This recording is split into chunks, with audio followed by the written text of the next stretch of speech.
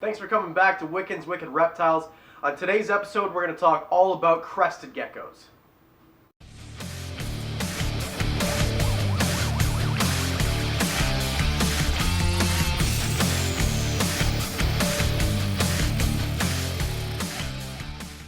completely understand crested geckos, you need to know where they come from. And crested geckos have an interesting story. Crested geckos come from an area called New Caledonia. It's an island chain. It's a forested type of area, and they come from a place where it doesn't get really hot. Now, interestingly enough about crested geckos is scientists thought that they might have been extinct until 1994. We're in the year 2019, and it seems like every reptile expo has 4 or 5 tables full of crested geckos. Crested geckos are completely arboreal lizards. They live in the trees. They don't need a super long enclosure, and let's get to that. What I've got here is an Exoterra. I think it's a medium size, they call it. Basically, it's like a 20-gallon long standing upright. That's kind of the idea of what you're going for. Because they're an arboreal species, you don't need a lot of room on the ground.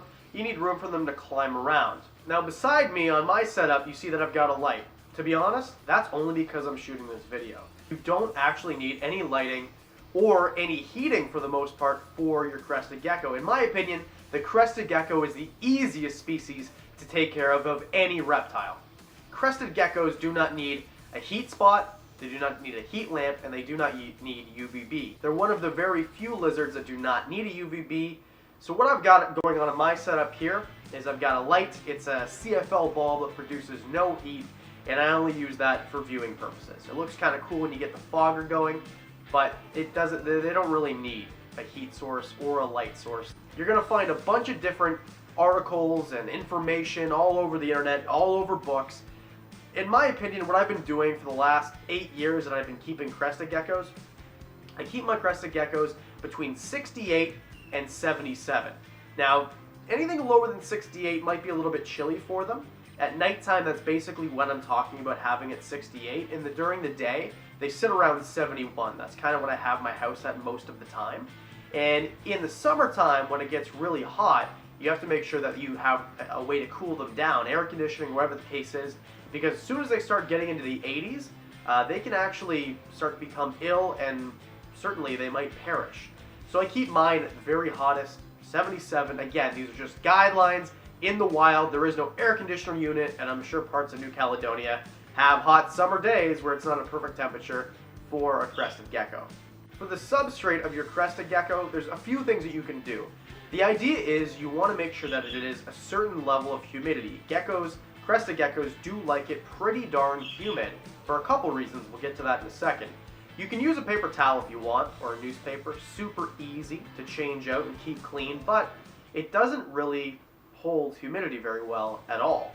What I use for my crested geckos is kind of a naturalistic type of substrate. I've got an eco-earth replacement on the top layer, and then on the bottom layer I've got clay pebbles that kind of prevent it from pooling up and a lot of bacteria and mold starting to form as well. We'll do another video about how to create a naturalistic terrarium, but just for the basics, if you want to use something like an eco-earth, make sure it doesn't get too damp, and that way you're not getting mold spread.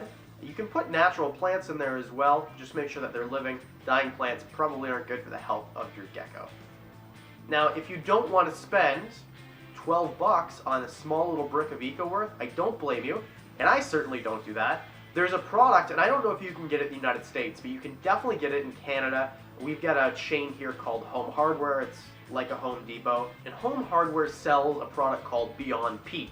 It is a coconut husk, coconut core actually is what it is, coconut core type substrate. It is almost exactly the same as eco-earth. If I put one next to the other, I would not even be able to tell which is which. The difference is you get a giant brick, like it comes in 4 different slats, a giant brick of Beyond Peat for $9.99, I think it is. So the equivalent, you'd be spending almost 45 bucks for the same thing if you were to go to a reptile store and buy a reptile branded type of coconut core. That's what I suggest. Coconut core is great, keeps the humidity up, super simple. Your gecko's not going to get impacted from the eco-earth if you do your job right. That brings us to their diet. What do these guys eat? Well, in the wild, they're going to eat things like nectar and small insects. But you don't have to feed them insects. And this is another reason that keeping a crested gecko is the simplest, the easiest animal for you to keep, besides maybe a goldfish. And the reason for that is you can feed them Gecko Diet. They actually make this stuff now. Back in the day, we didn't have a pre-made Gecko Diet. We had to feed them, well, what we were told to feed them was baby food. They lived a pretty good life, but now we've advanced. We have these ready-made Gecko Diets. There's a few of them. Clark's is one of the brands. I think they're actually a Canadian brand. Another brand you can use is Pangea, and the other one is Repashy. Now I go between Pangea and Repashy. They're about the same price. I don't think one is better than the other. And it's very simple. You get a deli cup, you pour a little bit of the powder in, you pour some water in, and you mix it up with your finger or a pen or whatever you want to do, and you just make it to the desired consistency. There's a few things you should do here. If you don't feed your gecko pinhead crickets, which is an option, or any type of insect, both of these brands that I mentioned have an insect-infused type of diet. So there's a Repashy and a Pangea mix. There's a bunch of different flavors, but there's one that has insect protein inside of it. And I think that is basically the best way to feed your gecko extra protein if you don't want to go to the reptile store and get them a bunch of pinhead crickets every week. For water, you don't really need a standing water dish, to be honest with you. I know that sounds crazy, and if you watched my leopard gecko video, you'll notice I said the same thing about them. Same thing with the crested gecko. In the wild, they drink water droplets, condensation, and dew off of leaves and foliage in their habitat, which is in the trees. So what we do here is we've got two crested geckos in this 18 by 18 by 24 Exoterra. I mist it twice a day. I actually have a fogger up here as well, which does add a little bit of extra humidity and a little bit of extra water droplets on the top part of the plants. But I make sure that I mist it. They have a great source of hydration, and I don't ever use a standing water dish. Now if you do, because a lot of people really want to use a water dish, I totally understand that.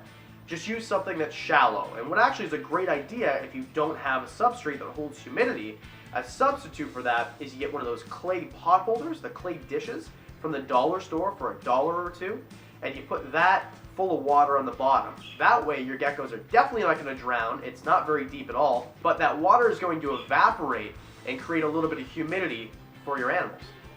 In the Exoterra that I've got here, I've got a few things going on. So with the substrate, I do have live plants. This is not necessary. You can use fake foliage, and that's the best way to provide your geckos with a place to hide.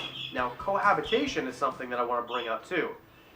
Females can definitely live together. Keep an eye out for schoolyard bullying, as always. Some geckos don't get along with each other. You got to make sure that you keep an eye on this. Now, my geckos, I've got a male and a female together, and a lot of people will tell you not to do this. However, although the female did lose her tail, which is something that crested geckos often do, sometimes you can just look at a crested gecko the wrong way, and they in fact will lose their tail. It sounds kind of silly, but it is true. The male still has his, and I've never seen the bullying actually occur. But because I've got enough hides and enough foliage for them to hide away from each other, they often do. Now, if you noticed in the intro, they're actually huddled up together. It's not for warmth or anything. Obviously, geckos can't produce their own heat. They're cold-blooded. But they do sometimes do that. I don't know if they like the company, but the female definitely doesn't look like she's trying to get away from the male. Otherwise, of course, I would separate them. I do have another container appropriate for a crested gecko, and I suggest if you get a male and a female, make sure you have a backup plan in case it doesn't work out. In this size enclosure, I suggest 2, max 3 geckos. Never house males together, ever. First thing, they're not going to have tails, but they also might not have heads either. They're going to fight, they might kill each other. I've seen gruesome injuries from keeping male geckos together. Don't do it. Bad policy. For the size of these guys, they don't get that big. They'll always fit in the palm of your hand. Males do get larger than the females in my experience. The pairs of geckos I've always kept have always been the male being bigger than the female. Sometimes I do find eggs in there. I will extract them, I'll take them out, I'll put them into the incubator in the right incubation medium and incubate them at the right temperature. Now we'll go into breeding perhaps another time. There you have it. That is the crested gecko for you and how to take care of your crested gecko. Now, if you're wondering, if I do all these things properly, how long can I expect my crested gecko to live? Again, very hard to tell. Until 1994, we thought these things were going extinct. In my experience, though, the geckos that I've kept, the longest that I've ever been able to keep them is 8 years, because that's how long I've had them, and I haven't had any casualties. So if you look online, sometimes you'll see 10 to 15 to 20 years. It totally depends, but the idea is do your best. Make sure that if you're going to get a crested gecko, it's got a great place to come home to, and you're going to take care of it to the best of your ability. That's all anyone can ask.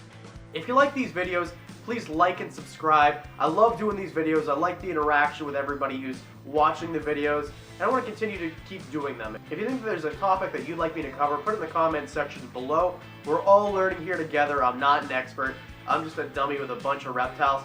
Thank you very much for tuning in. Next week I'll be back with another video. Until then, see you next week.